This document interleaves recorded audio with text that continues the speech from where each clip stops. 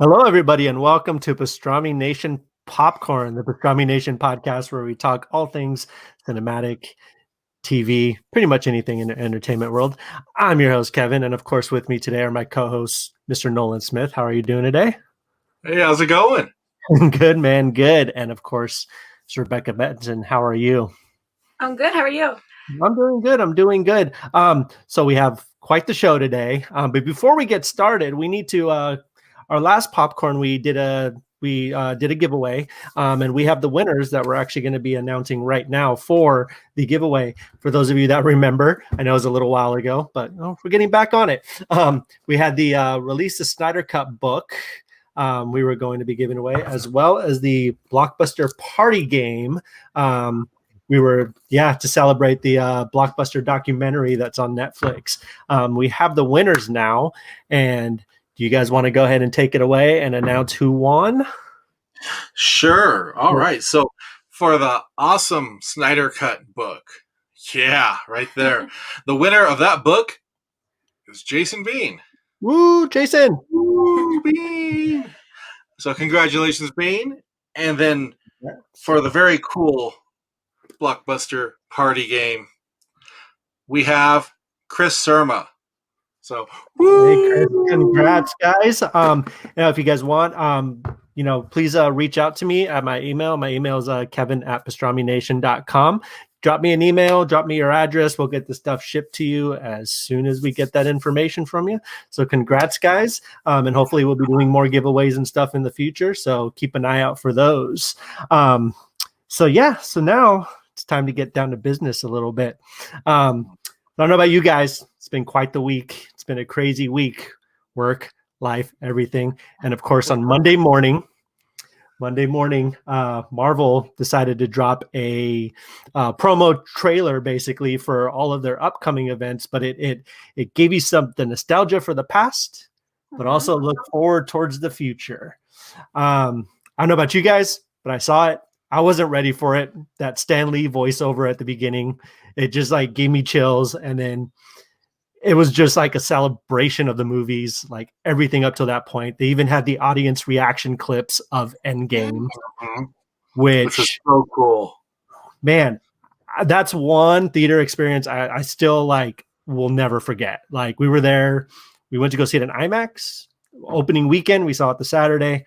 And that was the reaction our theater got too. Like people were just losing it. As soon as Falcon said that, you're like, whew.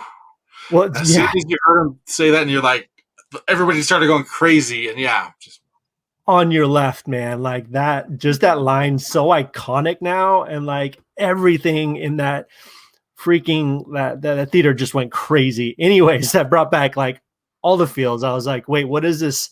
I wasn't sure exactly what the trailer was yet. It was just like, it just seemed like they were just like, showing what they had, want to do something, sweet for Stanley, montage. But then it started with all these clips. We got our first look at the Eternals. We got our first look at what other one did? We got some more, Black Widow footage. What's that? It's finally going to come out. Yeah. It's finally going to come out. We got all kinds of information dropped. Mostly it was a lot of just anything after that was just the title cards with release dates. But we have release dates now for so many of the movies, everything they have in phase 4. And of course that 4 at the end, big 4 at the end of the trailer, which I know people had known about before in the past, but it's still exciting to see. It's super exciting. It's super fun. Man. I'm just curious. What are you guys excited for? What, if you guys, out of that whole slate, if you can go watch one movie right now, what would you go watch? I'd really have to say it's kind of surprising me, but Guardians of the Galaxy Volume 2. Oh, okay. Wow. That's a good one. Yeah. I think everyone, I'm super excited for that.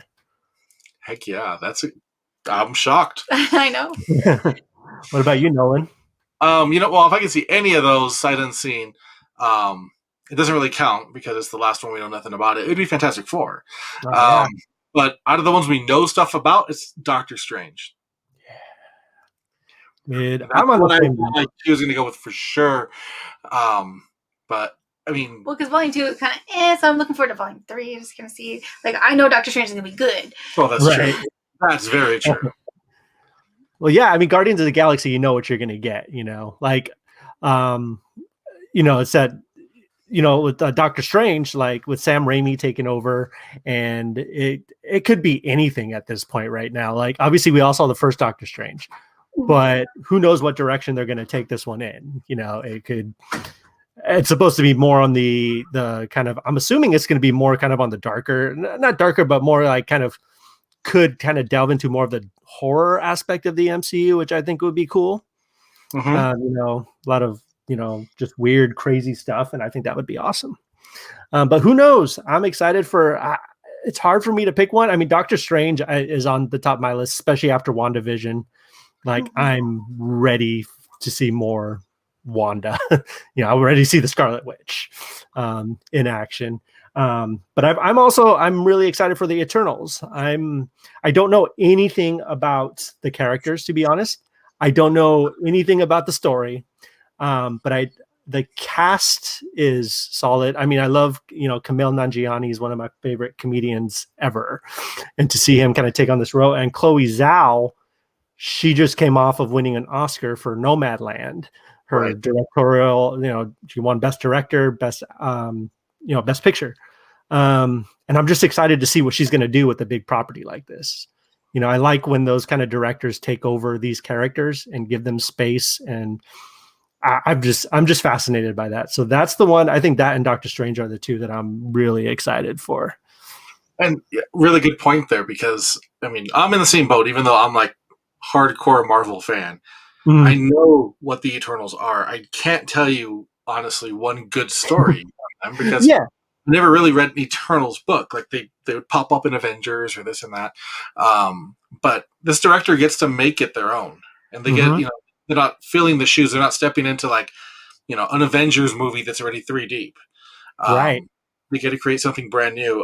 If I had to pick a second one now, it would have been Ant-Man and the Wasp. Quantumania. And it's because we're getting Kang the Conqueror. I was talking to Rebecca the other day about it. Like, I think he's going to be our next Thanos. I think he's going to be that mega level villain. Yeah, I think so. I think even because they already casted him, right? Jonathan Majors, I believe, the Lovecraft Country. Lovecraft Country, yeah. Dude, like, he's amazing, and I think he's going to do incredible. And I think so too. I think he's going to be the next Thanos of this, this next phase. Probably the next few phases, coming up. So, yeah. Sorry, my son's over here shaking his head no, but we'll get his opinion on things a little bit later. So, if you had to pick one you're not looking forward to out of those title cards, I mean, I know my answer, but what would you pick? I'm going to go see all of them, no matter what, to be honest. Oh, same. Yeah. Right. But there are the ones that I'm like, I can wait. Out of all of them, what's that? Like which ones? Like which ones out of those ones are going to be? Sorry, I got to remember which ones are coming out. Okay, so I think for me, honestly, just because I don't know much about the character, and I think it's going to be interesting, but I'm not super excited for it, would be Shang-Chi. Okay, to be honest, Shang-Chi. I mean, I can't think of one. Sorry, I brought up the list because I was trying to remember of all of them. I'm actually pretty excited. I think I know which one you're going to pick too. Maybe. I could be totally wrong here and way off base. Can I try to guess? Yeah. Go for it. I'm fairly excited for the Marvels. I am not one bit. I think what WandaVision kind of opened up with her. I think Miss Marvel coming out soon on Disney Plus. She's getting her own show. Kamala Khan. Yeah. I love Kamala Khan. I think she's one of she's one of my favorite new characters. But yeah, man, I don't know. I'm excited. I'm curious to see what they're going to do with it. I think it's going to be a dumpster fire, but you think so? I don't know who they have like directing it or in charge of that one. I'll have to look into that more. I think it's Charlie Day. I'm not sure. What about you, Rebecca? I'm with Kevin. I'm with Shang-Chi just because it's so unknown. You're like, I don't know. Well, that's true. Like, is it how can you get excited for something you don't know? right? Is it two Mortal Kombat meets Marvel with some weird love chat? I don't know. But like to be fair though, it's like one of those things where like honestly, like when Guardians of the Galaxy came out, the first one, I knew absolutely nothing about Guardians of the Galaxy. Like I was like, I don't know who these guys are. No idea. I'll go check it out. It looks fun.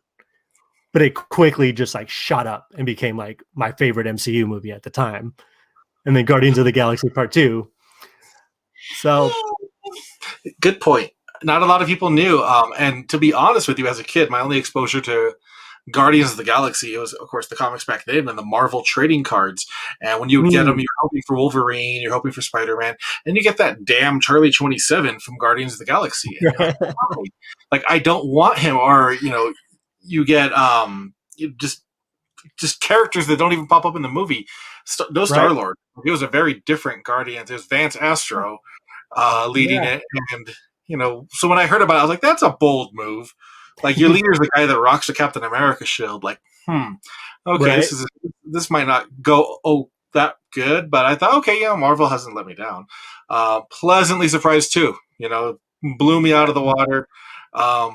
Marvel has been known for quality, except for Age of Ultron, but they've been known for quality otherwise. And Thor: The Dark World. Oh, and Iron Man 3. Iron Man 2. But you could say they probably have about a 90% rate of amazing movies. Oh yeah. And I mean, and Shang-Chi, I'm in the same boat. I know he's good at Kung Fu. And I know that his movie, if it does well, we could end up getting Iron Fist in the sequel. Oh yeah. So to me, I'm excited for that, but I don't know enough about the character to fully get excited. If somebody pops out and they're from a Shang-Chi comic, I'm gonna be like, I don't know. Right, I don't know who that is. Like, it's, you're not gonna know.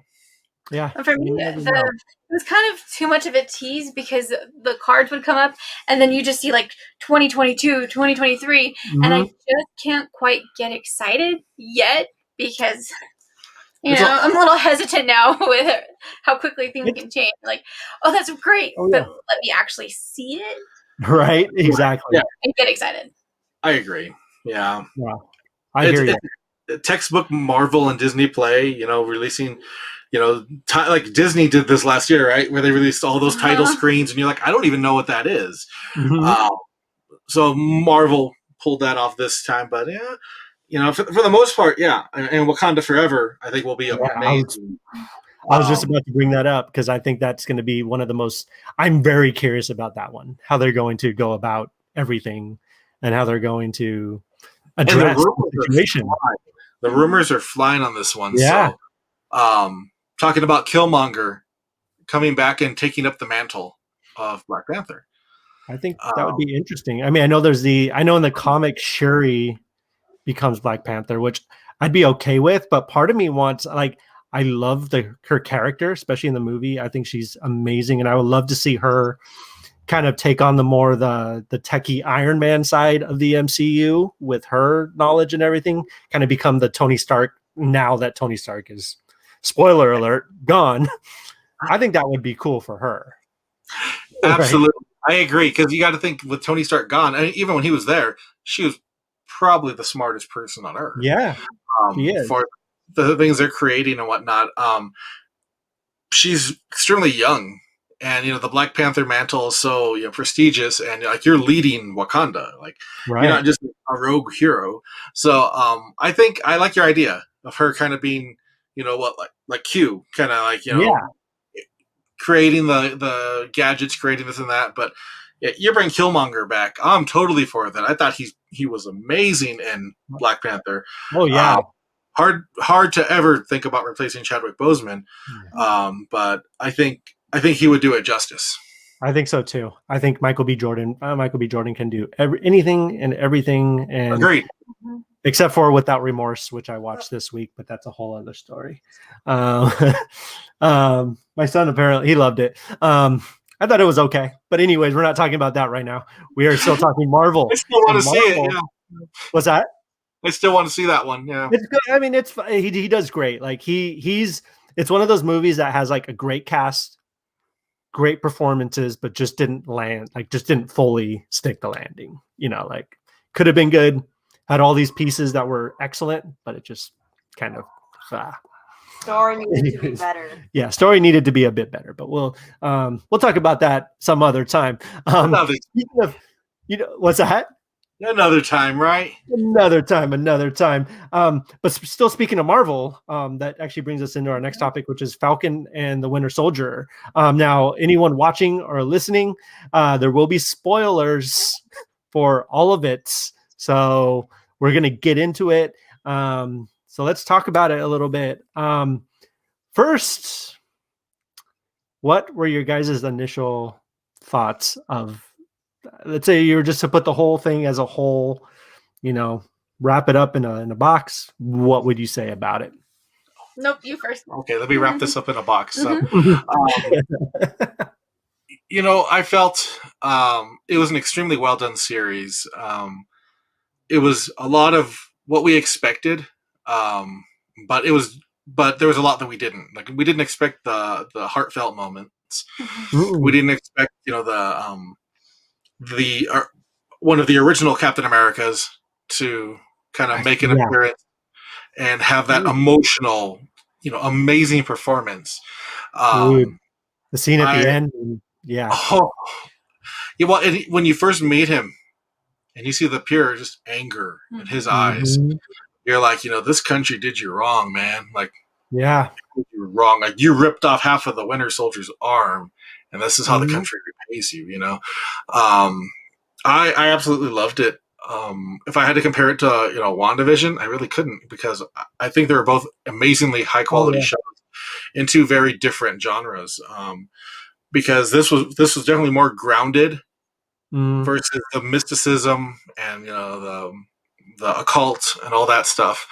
I loved it. I could have used a better villain. I wasn't the biggest fan of, what's her name? Carly, Flag Smasher. Yeah. But other than that, I felt like you didn't. I mean, John Walker was kind of the villain in a way. Yes. Yeah. I was going to bring that up too. Even the degree of violence that Disney took on, that was a little bit of a surprise. Man. I know it shocked you, right? Because you saw that it was graphic. It was very graphic. And trying to watch it with a younger viewer. Right.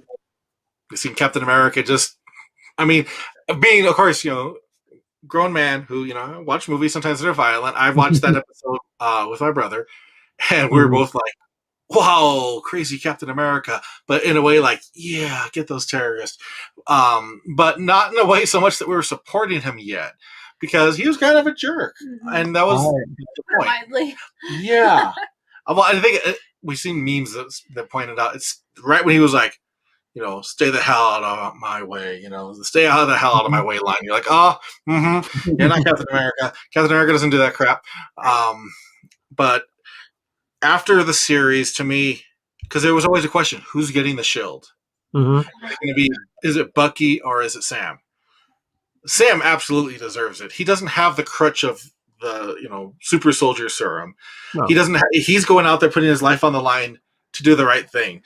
Bucky might get a scratch, and that's about it. Right. So I absolutely loved it. What about you? I did too. Yeah. Overall, it was really good. There were some, specific episodes, some specific moments you're kind of like, okay. But as a whole, very much enjoyable.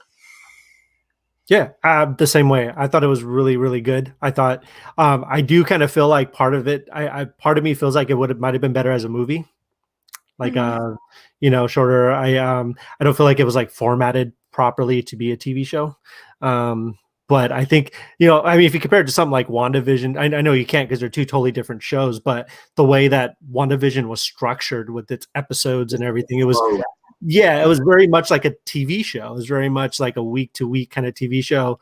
This one just kind of was just like, it felt like a movie just cut into 5 pieces or whatever, which is fine, which is totally cool. I enjoyed it, and there were moments in the show like you said, Walker just like I think it was at the end of episode 3 or 4 when he took the shield and just started bashing that guy. Like I was like legitimately like left like speechless after that. Like I was like, that's not what Captain America does. Like ever. Like I don't care. Like I mean, he's had plenty of opportunities to do that. What? I'm happy Walker's You're out. But you're right. It's not what Captain America does. It's not what Captain America does. It's what U.S. Agent does. Oh no, that's absolutely correct. Right. And that's why, I was like, this dude isn't, Captain America. Like the fact that it pissed you off. I remember you messaged me after you dude. watched, and you were like, "The Shield deserves better." Yeah. Oh yeah. It's the Shield. I know it's just like it's a symbol, but it's like they talked about a lot of the show. It's so much more than just a symbol. It represents us as like a country. It's about how we handle situations and stuff. And I think it's just because it's so iconic, and you grow up with the image like that. Like you were saying, like growing up with Captain America. He's like Superman. He's got this pure heart. He's got this. He always does the right thing. It's truth, justice, and the American way, just like Superman would be. Like he's an American as apple pie. He's wholesome. He's you want him over for dinner with your family because you trust him. Exactly. And then you have this crazy man who, justified. His best friend died right in front of him. Mm-hmm. Yeah. That blurred line but still, when you're that mantle, those colors mean so much, and we saw it to so many characters, but you don't do that. And Sam wouldn't do that, and Steve wouldn't do that. No, none of them would. And I don't think, and that's the other funny thing with Cap is there's no kind of areas of gray. It's like he always does the right thing. And there have been times where he's, like in the MCU, for example, when he hid the fact that he knew that Bucky killed Tony's parents, but that was that was his best friend, like there's certain things he's not going to do that. And he won't cross that line. Yeah. No, he won't. And did you guys catch that the final title card, by the way? So if you right before the end credit scene, no longer Falcon. Right. That was freaking cool. Like I saw it, and I like it took me a second. I was like, wait, did I just see that? And then like it went into the scene, and then I kind of rewound it, and I was like, holy crap. Like that was pretty cool. Overall though, I thought it was good. I think I'm excited for Loki. Loki's coming up next. Yeah, I'm overall if I was to Lightning McQueen, if I was to give it like a score, like a Pastrami Nation score, what would you give it out of 5? How many Pastramis would you give it out of 5? The whole series? Whole series 4.5. Okay. You know what? Yeah, I was gonna say 4. I could do 4.5 because Baron Zemo's amazing. Mm-hmm. Baron Zemo. He is so good. For me, it was just a deal when, like, because my daughter was like, I don't want to watch this anymore. I like Zemo. We pushed through. Just a quick fun fact. Did you guys know that the actor who plays Zemo is actually the German voice of Lightning McQueen? Yes. In the Cars series over there. He's also in Inglourious Bastards. He's in Inglourious Bastards.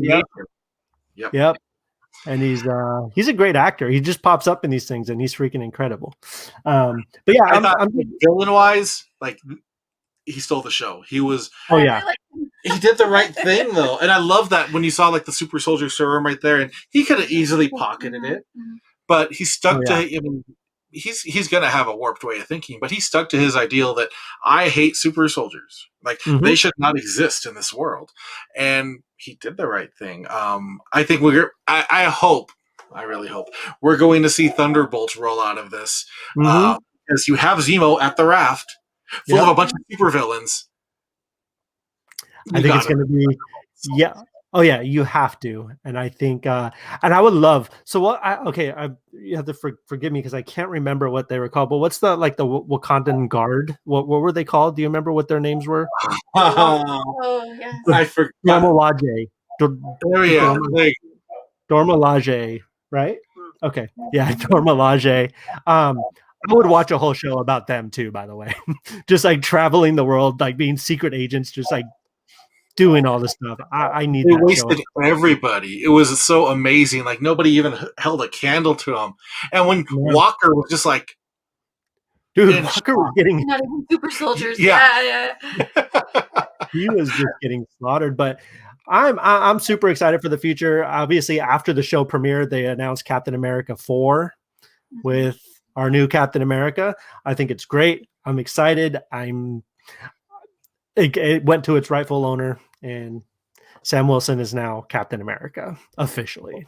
Yes. He looks great. That costume was incredible. Dude, the beginning of the episode. Red Wing back at the end. Oh, yeah. I was waiting for Red Wing to come back. And we got it. He got Red Wing back. Yeah. Oh man, like when you first see him in that suit, like me and my wife both just were like yelling at the screen how excited we were because he was so comic accurate. It looks so good. So I was shocked how comic accurate it actually was. Oh, like they nailed it. Like to me, right now, it might be the best costume design in the MCU. It's that good. I agree. And I haven't heard anybody say he shouldn't be Cap. No, neither have I. No, I think I honestly, when he first got the shield at the end of Endgame, I remember there was a lot of pushback at that time, but that's for political reason. I don't want to get into that stuff. But I mean, I'm just I'm going to go on record right now saying I'm totally excited and happy for a Black Captain America. I think it's what we need, and I think it's incredible. I think it's awesome representation. I think it's freaking amazing. Like I'm on board 100%. I mean, honestly, I don't care about the color of their skin, but I'm totally down with it. I have no problem. Nailed it. Representation. So I have always looked at our great nation as the great America melting pot. Like we are made up of so many people from so many cultures. It's only right that we have representation of everyone. So it's so cool to see this, and he's so deserving of it. As a character and as an actor, like he absolutely deserves to have that shine. He's not a sidekick anymore. Dude, I keep on seeing the memes because he was in 8 Mile. With and what was I can't remember his name in 8 Mile, but like Dude, I gotta watch that movie again now just because of that. I'll always remember the very last line, and if you're listening and you're a kid, please plug your ears right now. Where he's like, "Let that bitch go first." Now you look at it and you're like, "Falcon said that? Oh my god!" Like, why would no? Like, talk it out, man. Talk it out. Dude, Anthony Mackie, he's great. He's incredible. But overall, like we all love Falcon. Obviously, if y'all out there haven't seen it yet, go check it out. Like it's. What would you give it out of 5? I give it 4 out of 5. Yeah, easily. I think the only like deterrent for me was like that the format of it was a little bit off. It didn't feel like as gripping from week to week. I could have just done with a little bit shorter. There was a lot of that could have been cut away. That didn't give much to the story. So I agree with you on that. There was some stuff like we don't need to see a Disney Plus cut of Falcon and the Winter Soldier. Right. Like, if anything, it should be a little shorter. Like, but agreed. They could have edited it down to like a 2-hour movie, and I would have totally loved it. I'm sure, and I'm sure hopefully they do it down the line, and they just like release like a feature film version, and I would love to see how that's all edited together and everything. So watch that at the movies, And in case you're listening only, Nolan was referencing a lot of talking. Oh yeah. Oh, that's right. Yeah. Sorry, I forget. So it's an audio one too. Yes. So go check it out. It's on Disney Plus now. And of course, now real quick and taking its place from week to week because Disney's doing like a weekly release of every Friday. There's something new. These last couple of weeks, I think it was The Bad Batch. They released 2 episodes of that this week. Okay. The new Star Wars show, the new Star Wars animated show until the Loki premieres, which is June 9th, I think, or 6th. But June something. June something or other. So out there too for Disney Plus, you got to check out the Ducks. Okay, I know, and it's It's Disney. It's very much Disney, but that's okay because you do need those feel-good shows. Because after that episode of Falcon, Oh yeah. we had to go and watch something happy and cheesy and Mighty predictable. Ducks. And come on, dude. I need to catch up. We watched the first episode. I really dug it. I love the Mighty Ducks. Like the whole film series is one of my favorite things. I grew up with it, obviously. So like, I'm excited to see how that story goes. I really like the first episode because the one episode that Nolan caught a reunion. It was the reunion episode, and right about it did that. not I saw that. disappoint one bit. I gotta watch it. We're gonna catch up. Well, and I've always wanted to watch it, because I'm a diehard Mighty Duck fan, Anaheim Duck fan. Yeah, I know you are. Yeah. It was one more thing to watch. It's like, how do I find time? But I was able to watch the one with the reunion, and yeah, it was fantastic. Nice. I think we're going to probably catch up on that this weekend. Actually, I think, we have nothing to do this weekend. Now you do. Very much lighthearted. Yeah. Now we do. And they're only about 30 minutes anyway, so it's a real quick, Oh, binge. nice, very cool. Yeah, we'll probably watch that this weekend. Check it out after I finish my Saw rewatch. I'm getting ready for Spiral. Spiral comes out next week. I'll be doing a full spoiler podcast on that movie. Y'all should go watch it just so that we can do a podcast on it. I've never watched one Saw movie, man. Not one. Well, you should, so we can do a podcast about it. All the Saw movies. There's 8 of them. It's gonna be just Kevin.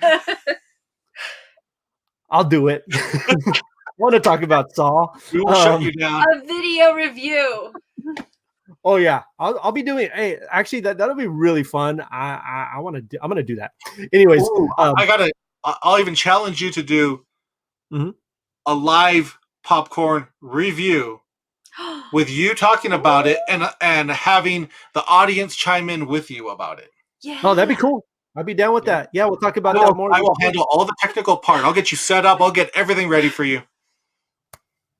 I like this idea. Let's do it. We're going to do it next weekend. Next weekend, I'm going to go watch Spiral.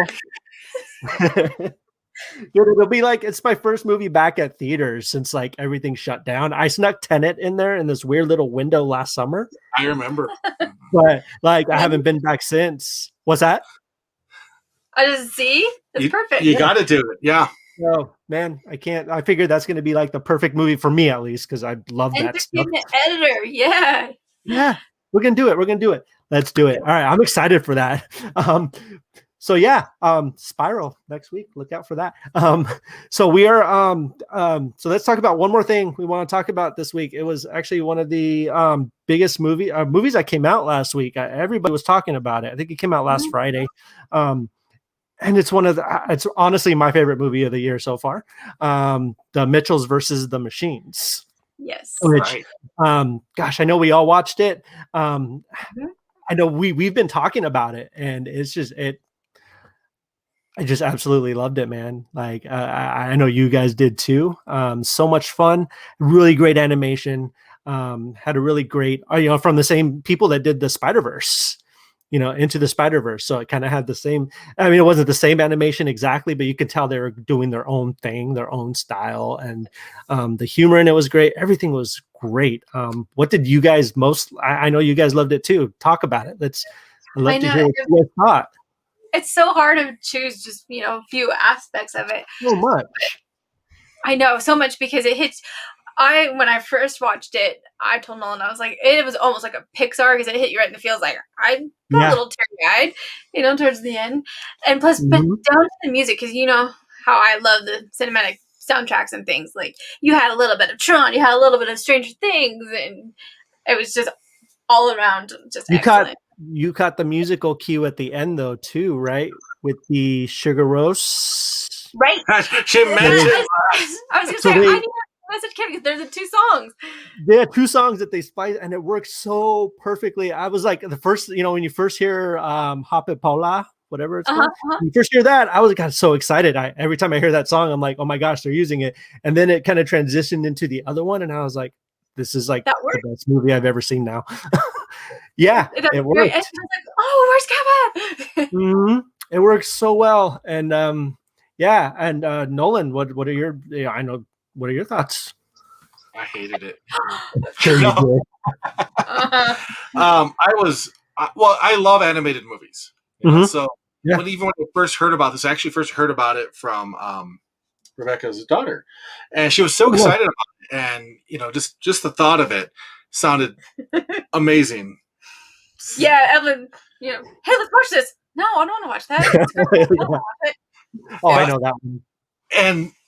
But so many great animated films have come out. So being from Netflix, of course, you think like maybe it won't be as high quality. This was amazing. So for me, it was a lot of the pop culture references embedded into it. The YouTube, the little hand drawn. It had a very Scott Pilgrim versus the World vibe with that, because I can't even say it's breaking the fourth wall. It's like breaking a fourth wall, a fifth wall, because you're seeing real life photos, you're seeing the hand drawn animations, you're seeing all these things. It's an artist's dream come true. Because it touched on things for the parents as well as the kids too. Because if you think about Dork Diaries or Diary of a Wimpy Kid, who have that kind of animation within your little books.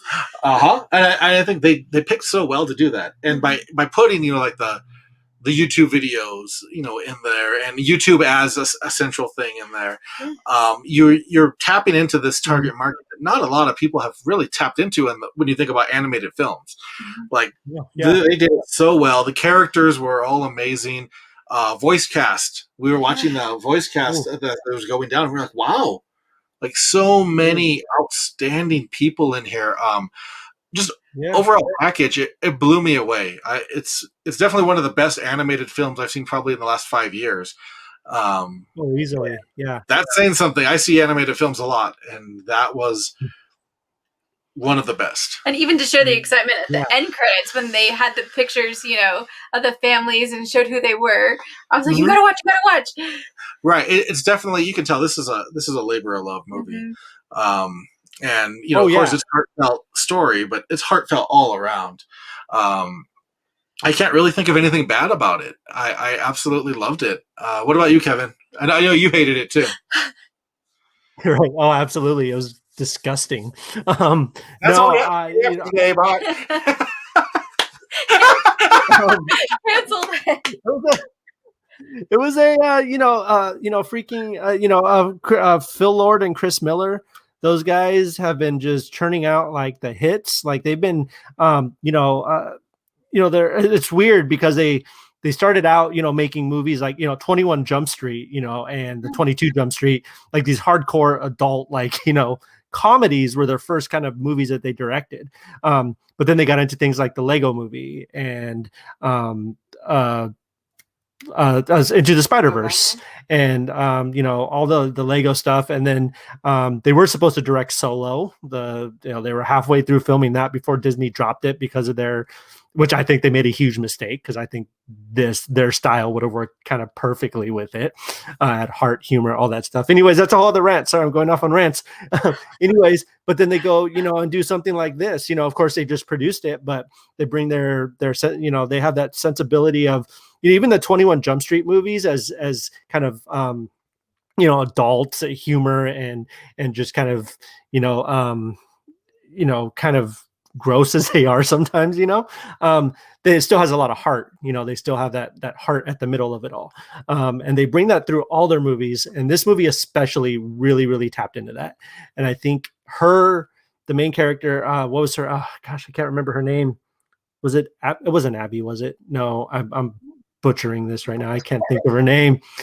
Anyways, she I so related to her. What's that? Katie. Yeah. I related to her on a weird level because she's a huge film nerd and she wanted to go to film school, and just she was just trying to find her tribe. She was trying to find her people, and she eventually found them at this film school, which I think a lot of us could relate to, especially when we were teenagers, especially when we were younger. Some of us still relating to that. You know what I mean? And I just felt like it was just a perfect.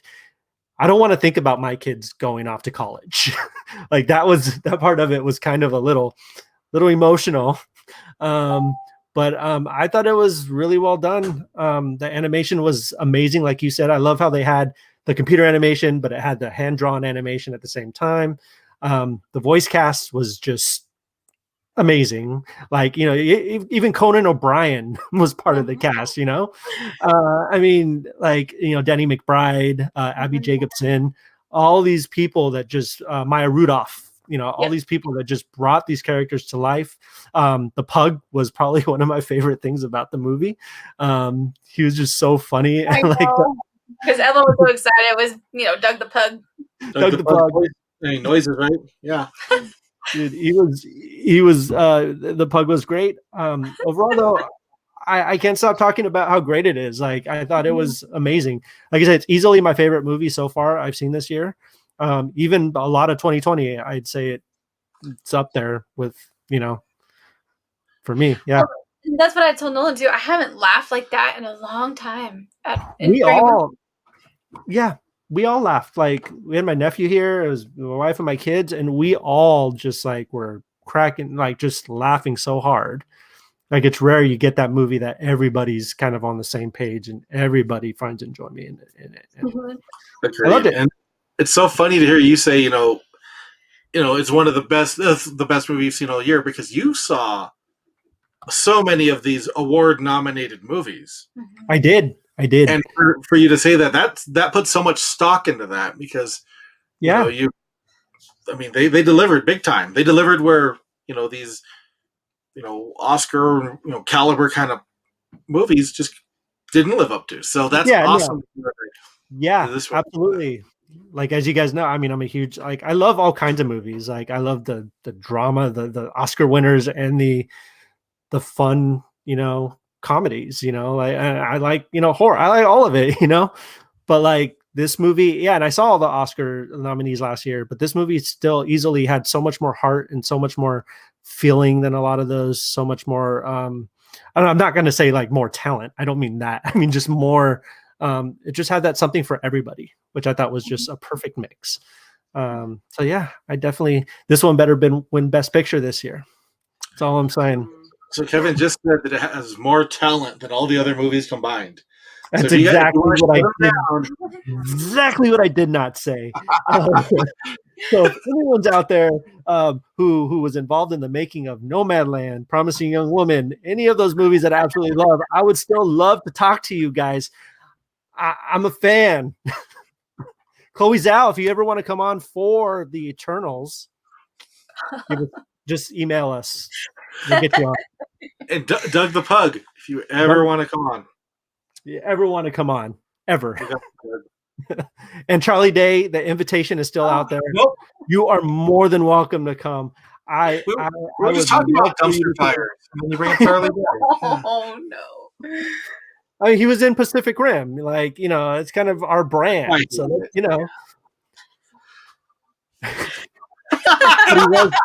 was in Pacific Rim 2 as well, but we don't talk about that one. So I never watched Pacific Rim 2. Did you really not watch it? I've never watched Pacific Rim 2. You should. Charlie Day killed it for one. So no Guillermo. He couldn't save it. Nope. All right. Well, that's enough of not getting anyone on the show ever.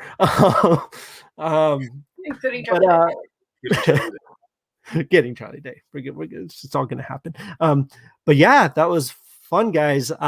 Is there anything else you guys, I think that's a lot of the big stuff that we had planned to talk about today. Nolan, you want to go ahead and take it away? Well, yeah, absolutely. So first I want to thank everybody for, watching Pastrami Nation Popcorn, for commenting, for all that. The only reason we continue doing everything we do is because you're actually enjoying it. So yeah, thank you for watching it, for commenting. We really appreciate it.